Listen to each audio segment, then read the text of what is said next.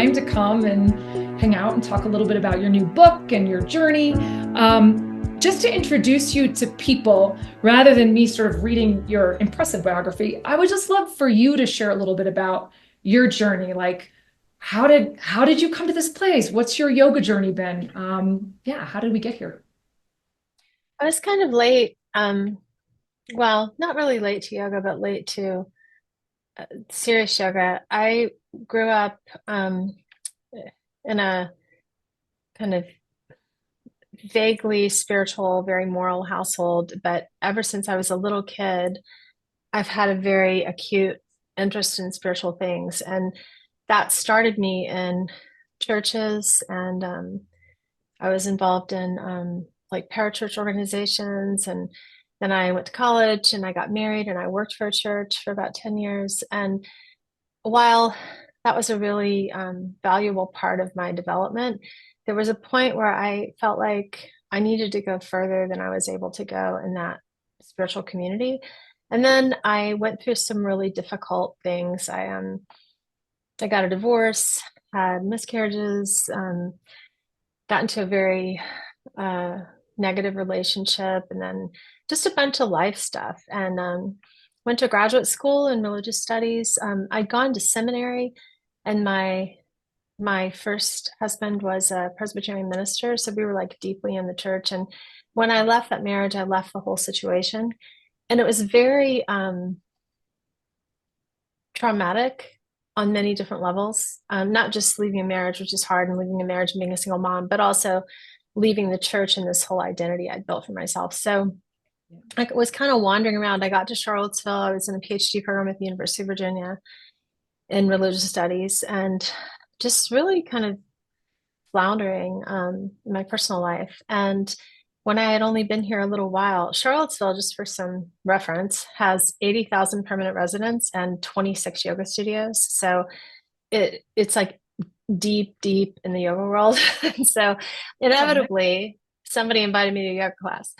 And I had such a profound kind of mind body, almost visceral experience. And my nervous system, which had been fried, was like at rest for a few minutes during that class, which was shocking.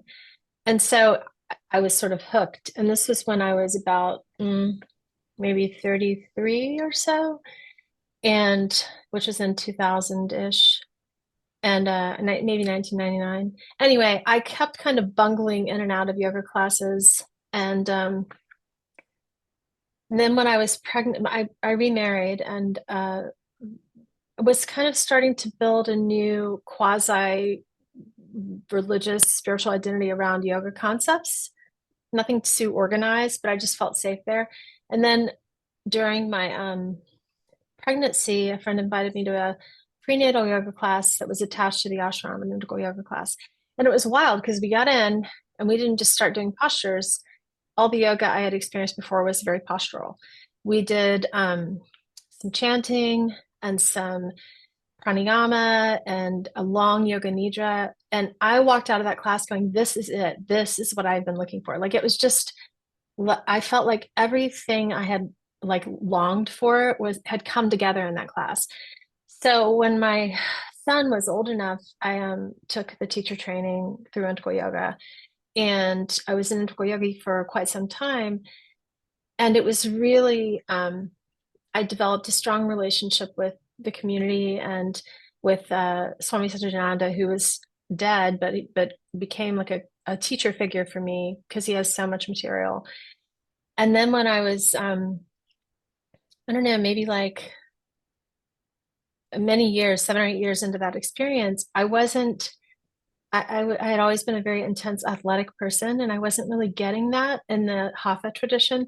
So I met some Ashtangis, and That'll do it. it was, yeah, it was like, what in the world is this? It was so hard, so hard. So I started, and the best yoga studio in my town was this Ashtanga studio. So I started teaching there kind of and practicing there. And then we decided to go to India. And my husband is an anthropologist, and he was interested in this Indian entity. And so we went to India for 6 months because he was on a sabbatical, and we took our 4 children. At this point, we had 4. And it was like we started in Mysore. We were gonna like do a month in Mysore because I'm doing so much Ashtanga and I'm kind of curious. And it ended up that 3 months of that 6 month trip were in Mysore.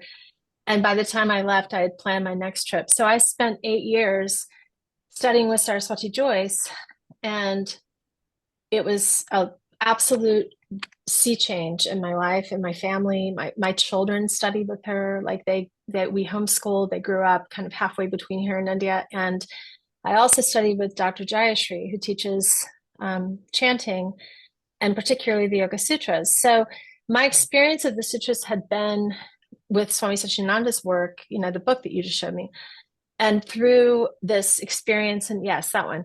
And so then I started studying them as chant, and they had a different resonance as chant. And then I sort of, as I chanted them, I became really like curious. Anyway, this led me down this big, deep kind of rabbit hole. And finally, I started journaling about what I was experiencing, and this turned into a book. But the book took 5 years to write, and it was very much so. In the meantime, I became the owner of the Ashtanga Yoga Studio here and started doing teacher trainings. And we have a sutras study class. We chant and discuss the sutras, and we've been doing this for 10 years. So it's become very, very deep. But I think when I look at my yoga journey, I think it was the kind of last stop on a lifetime like spiritual hunt. Like I kind of cycled through I was in the recovery community for a while, just a lot of different things. And I found that yoga treated the whole thing, the mind, the body, the emotions, the intellect, I felt satisfied on all those levels with my experience of yoga, which I really hadn't had in other communities, other spiritual practices. So, Wow. And just out of curiosity, it's such an amazing journey, and it's so interesting how the times that are so challenging, those rock bottom times, sometimes lead to such, I don't know, transformation. Like it's like the divorce, yeah. doing the dissolution of something. I don't know. It's like opens its way to something else. I've experienced something like that too, divorce, dislocation, and then it was like yoga became the thing that was healing because Yeah. And that's really why I wrote the book, because I think yoga in its one dimension as asana yeah. it's great medicine for the mind and the body. But yoga in its 8 dimensions, the Ashtanga yoga, which includes yama niyama, asana, pranayama, pratyahara, and then these 3 internal practices, contemplation, meditation, and absorption. This treats all of the problems of human existence. And our modern problems, depression, anxiety, obsession, all these compulsive behaviors, feelings of emptiness, estrangement from other people, the yoga system treats this like medicine. And I find the sutras are so relevant. They're like so incisively powerful. And because I've been working with this group for 10 years, we've been like feeling our way through these sutras as a community, and they're great medicine. So I wanted to share that experience we'd had, because a lot of people, I think the sutras they're very spare and they can be hard to understand. And so then the commentaries are kind of intellectual. Swami Yeah. Satchidananda's is not. It's very colloquial, but it's dated. He wrote it like it's quite old now. And what I wanted to do was write a book that people could use as a practice. So the book is actually like designed to be practiced, not read. That's what the little bubbles are for. Because what we found in our group is that practicing the Yoga Sutras means applying them like deeply and intentionally to our own experience. And the book is to help people figure out how to do that, even if they don't have a community to do it with. Yeah, it feels like I'll just show folks. This was my first Yoga Sutra book for my first training back in 2003, right? It's And still the best selling one in the world. Yeah. it's so good. And yeah, I love the other commentaries. Like I know Edwin Bryant said something lovely about your book, which is great. He's like Yeah. a scholar, he's wonderful. So these other things, but this is like if someone's like, where do I start? I'll be like, this is It's so good. And just to show Mm, the book, practicing there yoga. it is. And what I really, and you can see some of your little bubbles in there, but Yeah. yeah, I really love that. I mean, that this doesn't, to me, I was like, oh, this isn't trying to be translation or commentary, but it's really about taking it and saying like, so what? Like, so what? What does this mean to you? Yeah. How do you live this? I read, I don't know, 20 commentaries cover to cover to write the thing. So the commentaries are under there. They're subtle and they're under there. But like this is what it's supposed to look like. Like this is mine. And Yeah. all my scribbles, like it's supposed to become a document of personal experience with the yoga practice and with the ideas of yoga, which are really not different than the practice. I think a lot of people, when they start to study the sutras, they're starting to understand sort of cognitively what they've been experiencing in the practice. Like, oh, this is why. Yeah. This is why I feel so good at the end. This is why this works. This is why, for instance, this is why my cravings have stopped. And when you read in the beginning of Sadhanapada book 2 about the kleshas, and raga dvesha, attraction, aversion, and this kind of ping pong game in our minds of craving and avoiding. And when that starts to weaken as the result of yoga, Patanjali goes, yeah, here's why. Here's what's happening to you. So it's like looking under the hood of the mind, So I don't think you have to study the sutras to have that experience, but I think studying them is like an aid. It's a great aid because it brings the mind on board with all the other things that are happening.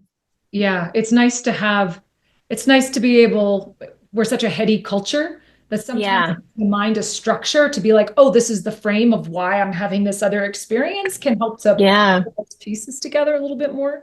And what I tried to do with the book, and I mean, I don't know how much you've gotten to look at it, but I tried to make it not a wonky book. I mean, I have I like, but I've been in graduate school for a billion years. My husband's a PhD. I am saturated with eggheads, and they are their own worst enemy. We are.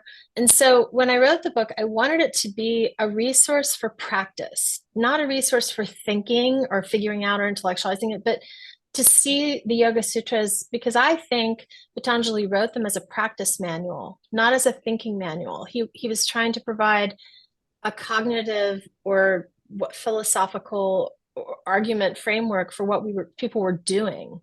Yeah. And so the doing part, it's like you can read the sutras and nothing happens, nada. You have to practice the things and then something happens. Yeah, Yeah. Well, that makes a lot of sense to me. It's not about, well, I mean, not to be nerdy, but it's kind of like it's not about just knowing it. It's about how do you practice it and yeah. use it and recognize it. And no, I've scammed through the whole thing. And I also just want to applaud you for going into book. Not avoiding 3 and 4. Yeah, I know. Totally. You know what? It's funny because I got to that point and Swami Premnananda, my editor, who's just this profoundly authentic person. She's lifetime of yoga, took sannyas, but she has this life of service and she knows her stuff. And so she was like walking me through, holding my hand. And when I got to book 3, I went, I can't do this. I was like, "Wah!" And she's like, yeah, you can. And I was like, okay. So I kind of settled in and I thought, you know what? Book 3 is misunderstood. It's to me, the way people read the third book, the cities, is the way some people in my previous community read the Bible. They read it literally, and they were like, okay, if the Bible says that the trees got up and sang, then they grow little mouths, and and I was like, hang on, like that, we can kind of acknowledge this non-literal truth value. So when Patanjali talks about a lot of these phenomenon, you'll meet people from India who go, yeah, that's normal in our culture. These things happen. But what does that do for us who don't really experience, people becoming invisible, for instance? And so then you can say, okay, well, what does it mean? Like, can I become invisible? And we know we can because we can walk into a room full of people and we can pull our prana back. We can like recede and make ourselves small and unnoticed. Or We can make ourselves big like an elephant, Patanjali says, so we can walk into a room and like fill the room with our presence. If we have the skills, the mastery of the mind that yoga practices afford us, we can make ourselves big or small, like he says. So I kind of was like, okay, hang on, there's a way to read this stuff that isn't all woo-woo and wacky, you know? And then I got kind of excited because I was like, yeah, this stuff is really happening, you know? And if you practice yoga for any amount of time with any consistency, you start to notice things that are happening to you that didn't happen before, like cognitive things, like your intuition is sharpened and your perceptions are finer and you have more like natural insight and you have more sensory mastery, you know, just this stuff just happens. Yeah. So I was like, no, we're not. Prem said, do it. And I was like, okay, I'll do it. And then by the time I got to the end of book 3, I was kind of in love with book 3. I'd been avoiding it most of my I understand. life. Yeah, right? Because Yeah. everybody's like, don't do book 3. It's very dangerous, you know? And I was like, oh. But then I was like, no, actually, it's really Mhm. beautiful, you know? Mhm. So I enjoyed writing it when I stopped being terrified. Yeah, I loved it. Yeah. I was excited. I was like, I've skimmed through the whole thing, and so I think it's so great to take it to a level and to make, even if there's those more esoteric threads where it's like, yeah, okay, real invisibility could be a thing. It's also making it relevant to, okay, how does this affect my life? Because you're right, we have Mhm. walk into a room and absolutely be invisible, or absolutely, or how am I taking in all of my, all of the sensory information, or even Yeah. a bit more than I was before. So I love, Yeah. yeah. Yeah. And if a GPS can do it, why can't we do it? Do you know what I mean? Like we see machines doing these things and we forget that like some human made that machine capable of doing what it does. So like all of the all of the inventions and the kind of high tech things that we have are the result of samyama, this Mm. process he describes in the third book of someone, some mind penetrating the mysteries of an object. That's samyama. So we see it all the time. We just don't call it that. And this is one of the skills that you know a life of yoga starts to create is the ability to concentrate hard enough and long enough and with enough um, focus to penetrate the mystery of things.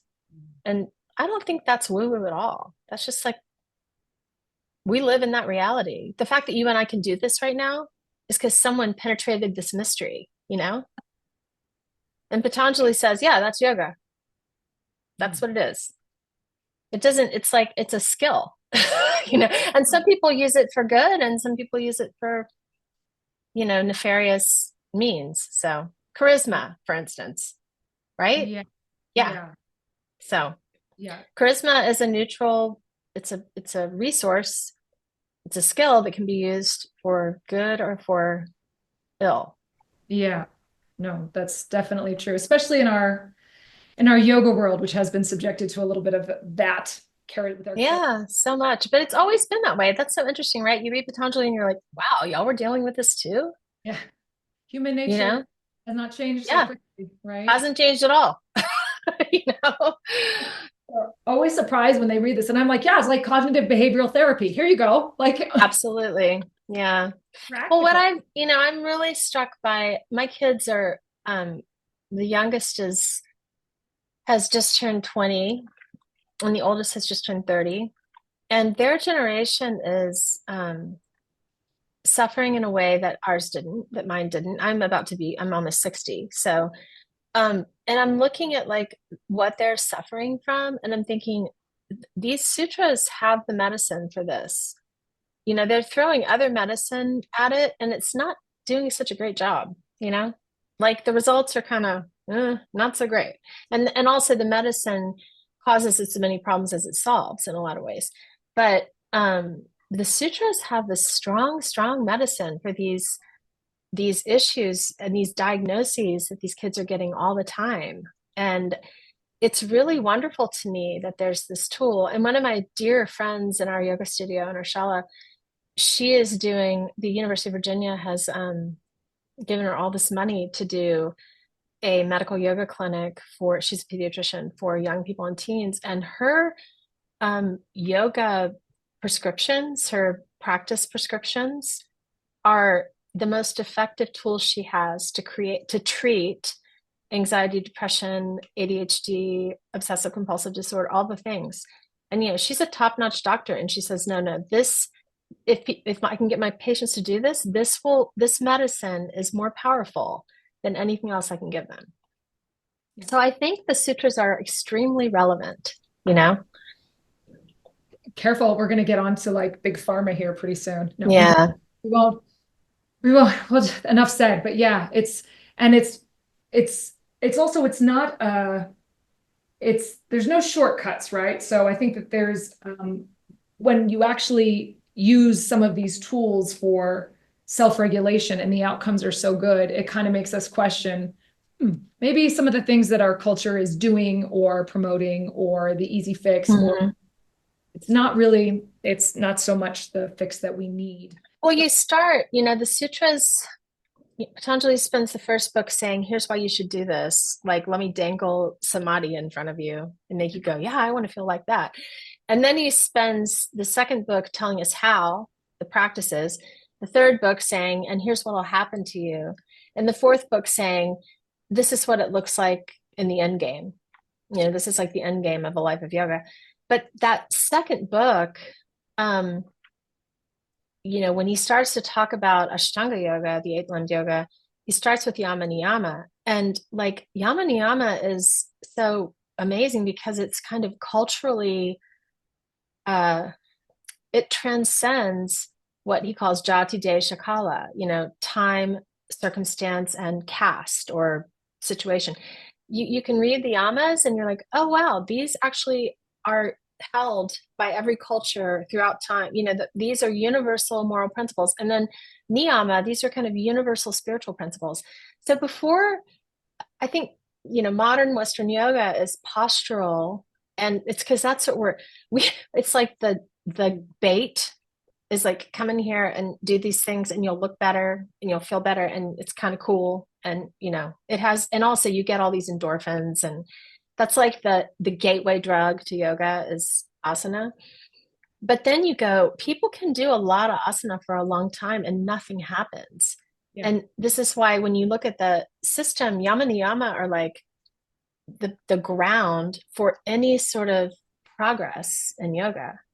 So, when people say, well, I've been doing this for a really long time and I'm still really miserable and all that, I go, well, yeah, because like back up, you have to look at all the things, you have to look at all because if you don't have that ground clear, your mind is going to be so disturbed that no number of postures. But the cool thing is asana makes it easier to not steal and to not lie and to not be promiscuous. You know what I mean? It helps you accomplish the yama niyama stuff. So it's not like it works sequentially. Yeah. But I think about just how deep yoga is and how most of our Western experiences of yoga are just like skating on the surface of it. So that was the other reason I wanted to get this book out there, to be like, this is bottomless in its capacity to heal you, and to treat your disease. It's the yoga practice just is absolutely the deepest well you will find, I think. I mean, as a religion scholar, I've looked at a lot of religions, and I just have never seen a system that treats the whole person the way yoga does. It was one of my questions, which was, why is this book necessary right now? Or why is it supportive and of service right now? And it feels like, just look at the world, in terms of how we're doing all the division, which starts with ourselves, being divided within ourselves and conflicted and pulled in all of these different directions by our desires, and not having a sense of wholeness and safety, just being still. People are in so much pain, and, the pain of conditioned existence. And yoga is direct medicine for the pain of conditioned existence. Like, that's why it exists, to treat. So we in Ashtanga yoga, I don't know if you know much about the Ashtanga yoga tradition, the Yeah. So we have this chant we do before we practice. And part of the chant, we say, Vande Gurunam Charanarabinde, we bow to the Guru. And the end of the chant is Pranamami Patanjalim. So we're acknowledging Patanjali. But the middle says, Samsara hala hala moha shantiye. Samsara, this like round of life, this conditioned existence, this all these experiences we have, hala hala, it creates this gunk of suffering, almost like this like heavy tar slick, like a like when your plumbing is all clogged up, you know, just like this muck. And we live in this heaviness. And moha shantiye means we can be liberated and have peace. Moha is liberation, shantiye is peace through the churning of that lake of gunk where we release this sweetness. There's this great myth about, you know, churning the lake of samskara and all the amrita comes up. Yeah. And what's cool about it is in this myth, the story, the angels and the demons team up. They come together to churn because they both want the amrita, they both want the nectar, and they're both suffering. And I think in us, this is so profound. Our most noble qualities, our desire to be better people, our desire to be of service, our desire to be healthy, to look after each other, to like, you know, live good lives, and our most demonic desires, our desires to be beautiful, our desires to be powerful, our desires to, you know, have influence over people, our desire to be able to do stuff other people can't do and, you know, perform on a yoga mat. These two, the angels and the demons, come together and churn our lake of hala hala. You know, we can use the demons, we can give them a rope and say, all right, you want to be able to put your legs behind your head because that's the coolest thing ever, and people will look at you and go like, wow, go ahead, take the rope and churn. And what happens is eventually the difference between the angels and the demons, it just dissolves, you know, and because we have shanti, we have peace, and we've stopped arguing. The parts of our brain have stopped arguing with each other. You know, they just live in this kind of moha shantiye. And I think if you practice yoga for a long time, you become not more, but less concerned about what it looks like, you know, and about how you compare to the people next to you and all that. Like it just starts to fade. And Patanjali explains why, you know, he like gives you the architecture of that change and says, here's why it works. Here's what's happening to you. So it's kind of cool that he can predict it. You know, he can say, here's what the liberation is going to look like. And here's, you know, here's the path. I love that framing of the angels and demons story. Yeah. I've recently become obsessed with the Mahabharata, so I'm like, yeah, totally. Yeah. And you know, you have the same thing. So I have a couple of teachers that are really important to me. One is Richard Friedman and Mary Taylor. And he says, our mat is Kurukshetra. We roll out the mat, you know, the Kurukshetra is the battlefield of the Mahabharata.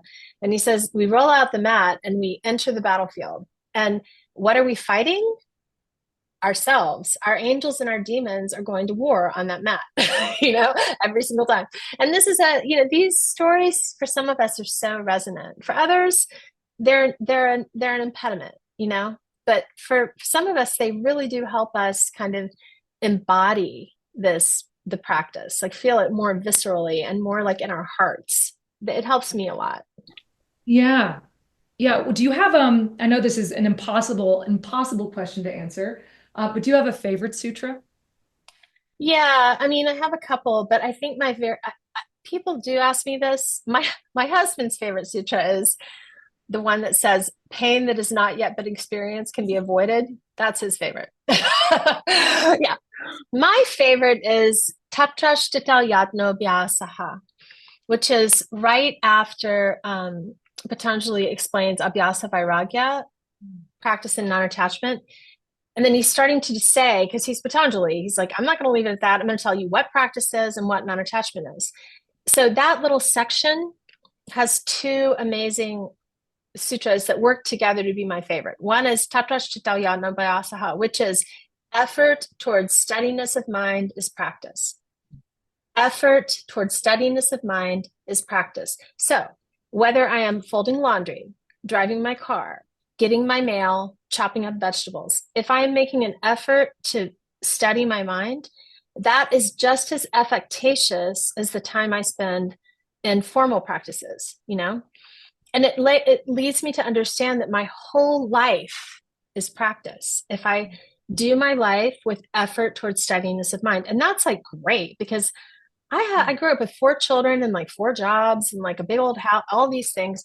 So I don't have time for my practice. Well, like I can go out and weed the garden, and that's yoga practice if I'm making an effort toward a steady mind. And the other one is I love his description of vairagya, which is probably one of the most misunderstood concepts in modern yoga. We think vairagya, non-attachment, is like chilling out, Hakuna Matata, you know, like I'm not feeling it, you know, like we just have this very, or like, oh, I'm not attached. I don't really care. I'm going to try really hard to do this, but then if I don't get it, I'm not attached. But he describes non-attachment very profoundly. He says, non-attachment is mastery over the senses. It is being a master of your senses. And for Patanjali, one of the senses is the emotions. You know, we have the five senses and then the mind, the emotional state.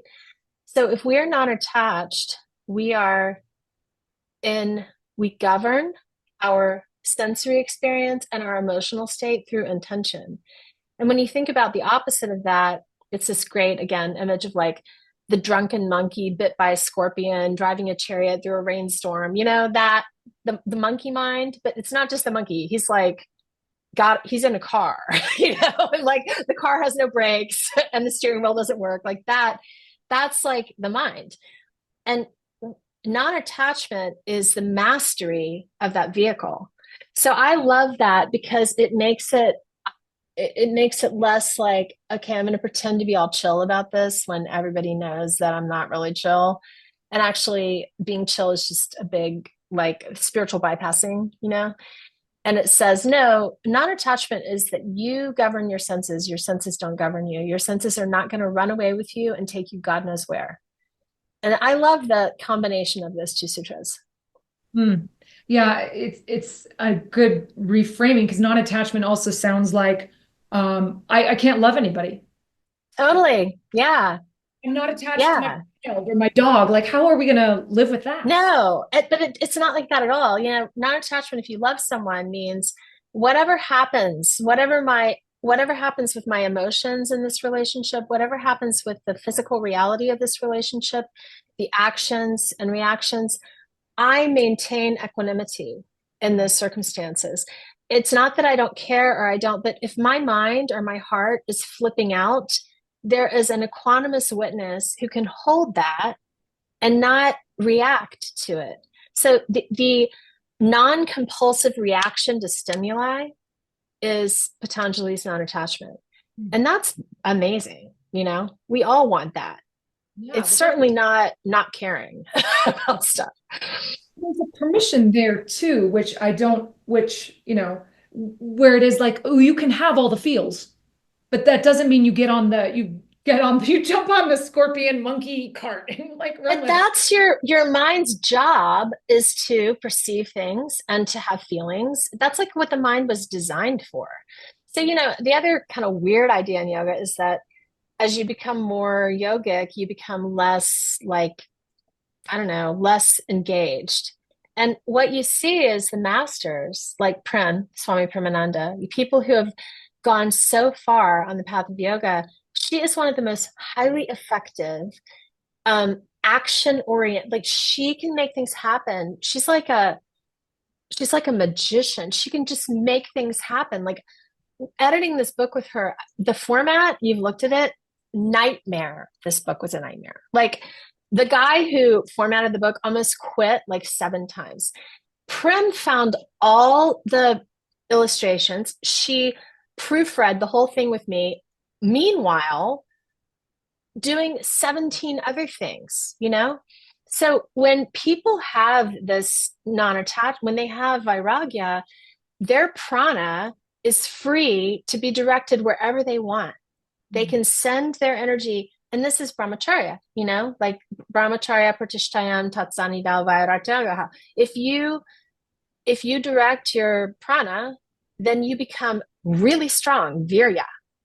And I think this is, again, like the positive sign of non-attachment is you have a huge upwelling of energy to do what matters and what you care about, and, to be effective.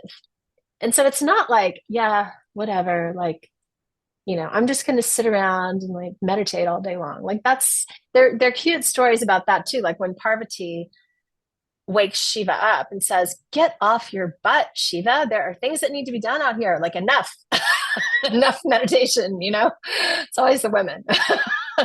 But yeah, there's so many great stories to kind of bring sort of heart to these concepts. But I think non-attachment, again, is just one of those things that we don't have a very good context for. And so we kind of think, yeah, I don't even want to do that. Like that sounds horrible. Yeah. Until we understand what it really means. And we're like, yeah, I totally want to do that. Yeah. I totally want to master my emotions and my senses. Absolutely. We have a lot of people living here right now with us, long story, but one of them sweetly brought mountains of Halloween candy into my house last week. And I looked at it and I thought, oh dear God. I'm like, I'm going to be tired and I'm going to go downstairs and I'm going to grab a Reese's and then another one. And because I'm still working to master my senses, but the more I practice, the more easeful that is, and if I've gotten enough sleep and if I've gone to practice and if I'm taking care of myself, saucha, santosha, all the things, then the candy can just sit and rot. I don't care. But, we know what this feels like to be compelled by our senses. Oh, yes. Oh, yeah. Like last night, I did not sleep. It was like one of those weird nights. I was up at 4:30. Yeah. Of course, this morning looking at the coffee machine, you're like, I need it all. Give it all to me and the sugar too. Totally. Yeah.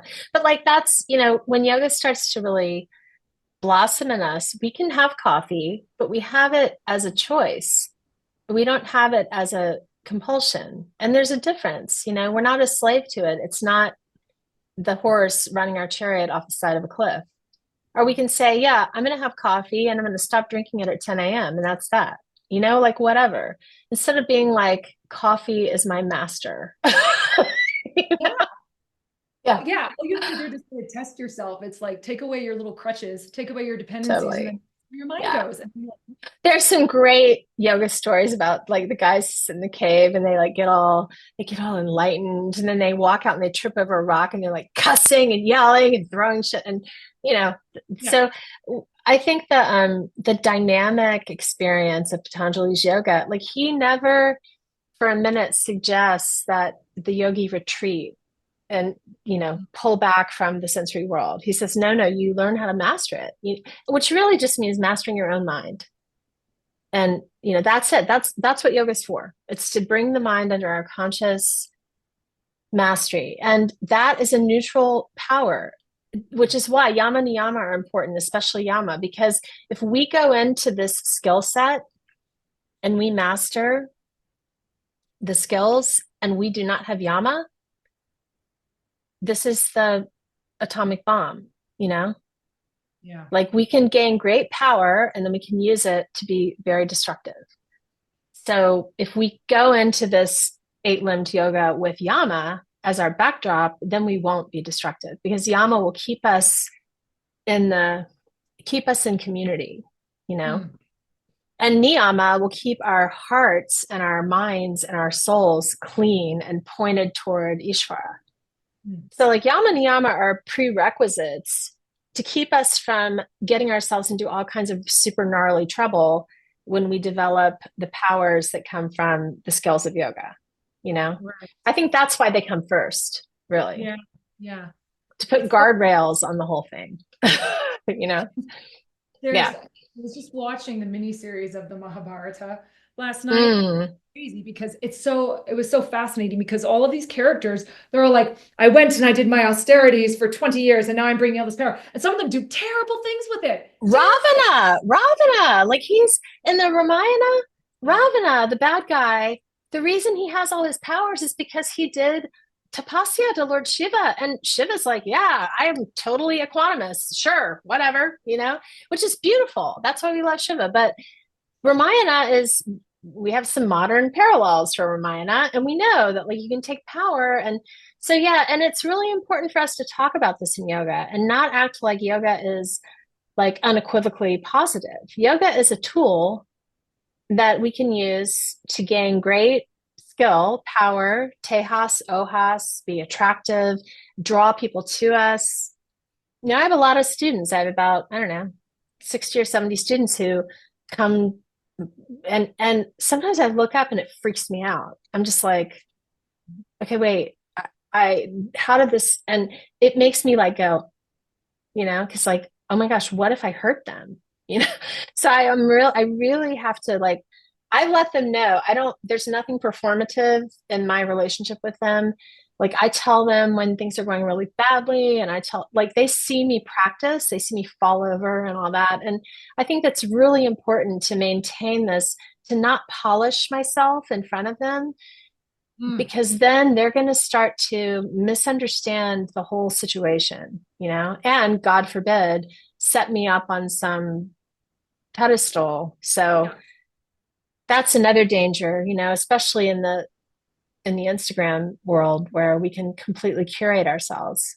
Yeah, don't see any of the, yeah, yeah, exactly. It's like don't look at any of the difficult times, or this is a really important, this is a really important, I think, conversation for teachers out there to hear. Yeah. Because it's like we walk the path and we walk with in good company, but not like from a lighthouse, right? Looking down. So, and No, and we have, and our authenticity is what draws um, uh, earnest students to us.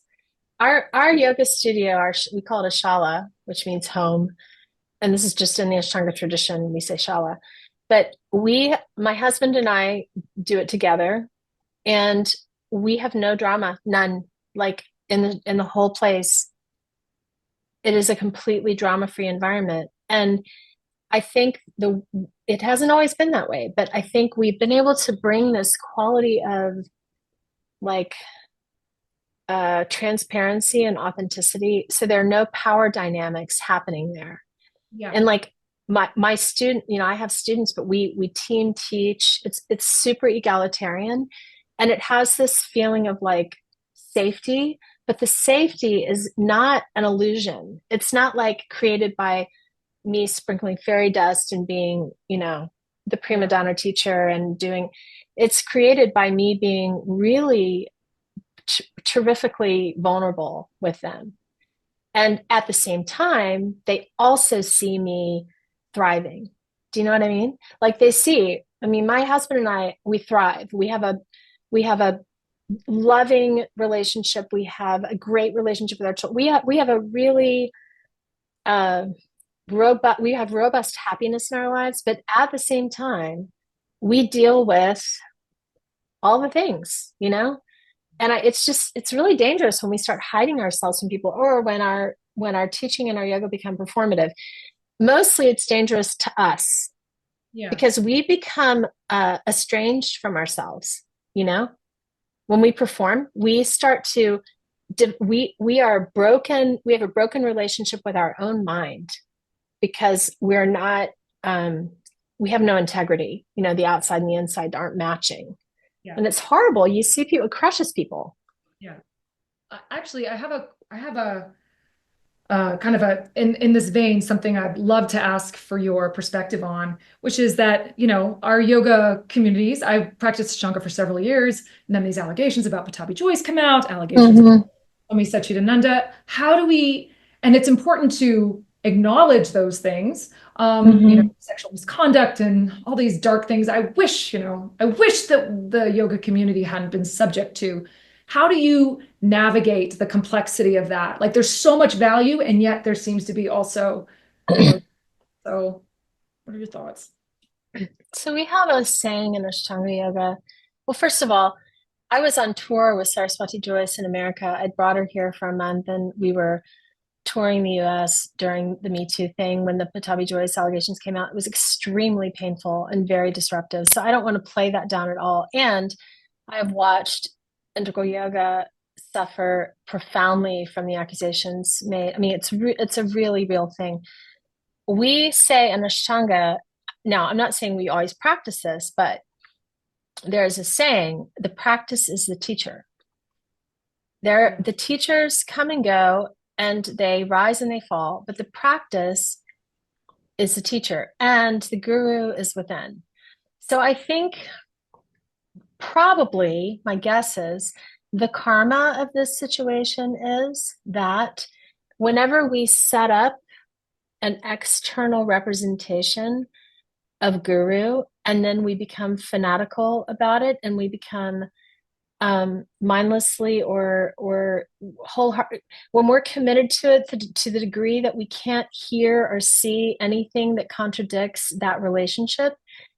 One of my children has been in a very dysfunctional relationship with someone for a while who has narcissistic tendencies and whatever, and we can develop these kinds of relationships with our teachers regardless of what they're like. And I think when these very painful breaks happen, it is an opportunity for us to remember that the guru we're looking for is in here. It's not out there. And that any guru disciple relationship that is external to us and in a human form is designed to, must disappoint us. Like it must, because otherwise we never look inside of ourselves. We become mesmerized by the external form, and we miss the whole point, which is to encounter and merge with Atman. And so when we're totally focused on the external form, and you see the more devoted the community, the harder the fall, Yeah. Yeah.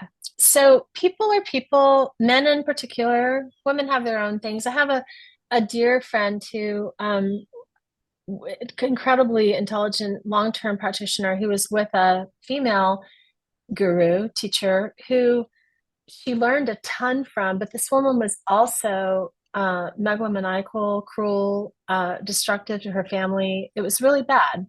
And she left, and after a lot of grieving, she was able to restore the teachings to her life without having them be laden with this personality.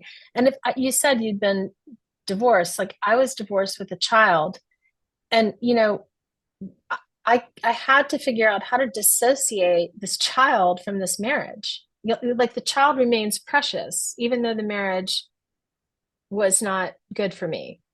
And so I think this is what can happen to us when we have these traumas. We can not throw the baby out with the bathwater. We can say, okay, I have this precious practice that I'm going to nurture and guard, but I'm going to have to let go of this person, and be able to use discrimination. So, and I don't think it means, look, I always tell my students, if you don't see anything in here you'd want, get out of here. Go because if you come in here and you let me be your teacher, like it or not, you're going to become more like me and more like my husband, more like we become like our teachers, like it or not. So when we find our teacher, when they disappoint us, we have to make a decision to hold on to what's precious, but then be willing to break the relationship with the teacher if we need to do that without throwing out the baby. Yeah. It's so tempting. It's so tempting, especially in the environment that we live in now. I just see it everywhere with this black and white thinking. It's like a yes or it's a no. And it's kind of like, actually, life doesn't work that way. There's a lot of. And Jesus said, whoever is without sin, throw the first stone. Most of us, if we examine our own lives and our own behaviors, we realize, oh, actually, those impulses live in me. And even the way we treat the people who admire, trust, and respect us, we're not always careful enough with that trust, and we also, as yoga teachers, we can manipulate people's emotions and abuse their trust, and we can commodify their attention and all the things. So most of us are not without sin, and there's sin and there's sin, and Pattabhi Jois and Swami Satyananda no one has ever accused them of raping anybody, like there are these lines. Do you know what I mean? There's some discrimination that you can use. So, but my teacher, Saraswati, is Pattabhi Jois's daughter. And I was with her when all this was going down, and it broke her heart because her experience of her father was so different than that. And I think you also have to acknowledge that we bring highly subjective content to any relationship we're in. And so when these accusations arise, they are never objective. They're always highly subjective. I was just listening because I need to do this for my own mind. I was listening to some MAGA folks talk about why they love MAGA and what it means to them. And listening to them express why they love this movement was very humbling for me, because it wasn't hate speech. It wasn't, they were saying, I feel empowered. I feel like someone cares about me. I feel lifted up. I feel like I'm going to be, this is going to give me opportunity. And I was like, wow, okay.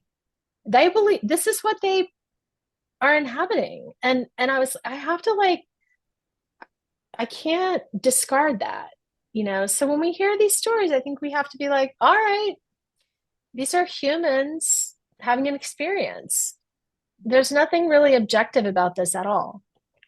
So there are all these different layers, but I think the main thing is look for the guru within.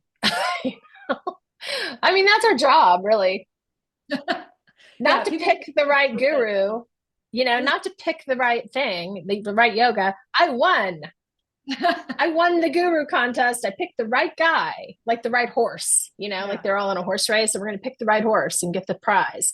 The goal is to find the guru inside us. And that's always the right horse, So. Thank you. Yeah. So Carroll Ann, and thank you for going down that road. I think that in these times right now, when everybody is looking for the right horse, I want to be on the right horse, on the right side, that going within and being like, okay, how can I clean up my own house? How can I master my own senses and look at this domain first is such a healing process individually as well as socially for us. And there's a sutra that says, Maitri Karuna Mudito Pekshanam Sukha Dukkha Punya Punya Vishayanam Bhavanatas Chitta Prasaranam. If you want Chitta Prasaranam, a sweet mind, if you want a happy mind, then here's how you treat people. And the last lock is the wicked. And the last key is equanimity, disregard, right? So one of the things that happens when we have one of these guru things is that we get drawn into the controversy, and we get hyper focused, and we forget that that's not even our job to go out and judge all the gurus. And then, we have to remember, like Ravana, his karma was to be the bad guy so Ram could beat him. So there are also karmas working here that we don't understand. It's big. It's very We're so arrogant. This is so much bigger than any of us. Yeah. But I don't want to sound blithe about it. It's also very painful. Yeah. Well, thank you for walking down that road with us a little bit. So I just want to say, I'm going to hold this book up again. I really have enjoyed it and flipping through it. And I see this as being so beneficial to take yoga, like so accessible to take yoga philosophy, which can sometimes, I love it, but I know for those who just come in to stretch their hamstrings and to, do great chaturangas, it feels very, over there and 2000 years old. And this is so accessible and such a lovely way to bring these ideas and immediately into our lives. So I tell people, take the book and spend a year or two with it. Like do a sutra every night before you go to bed, or one of the little bubbles, and just be really slow. Don't try to read it in a weekend, or, it's not a book to be read. It's a book to be experienced and practiced. And, I would love to hear, I have some students who are like, yeah, I was on vacation, and I'm like, oh no, you got to go do it again. So I'm like, go slow, go slow, go slow. It's not the kind of book you even share with people because you've written all over it, so. Everyone gets their own copy. So exactly. That's what I'm hoping. Right? I'll put links for sure in our notes. Thank you.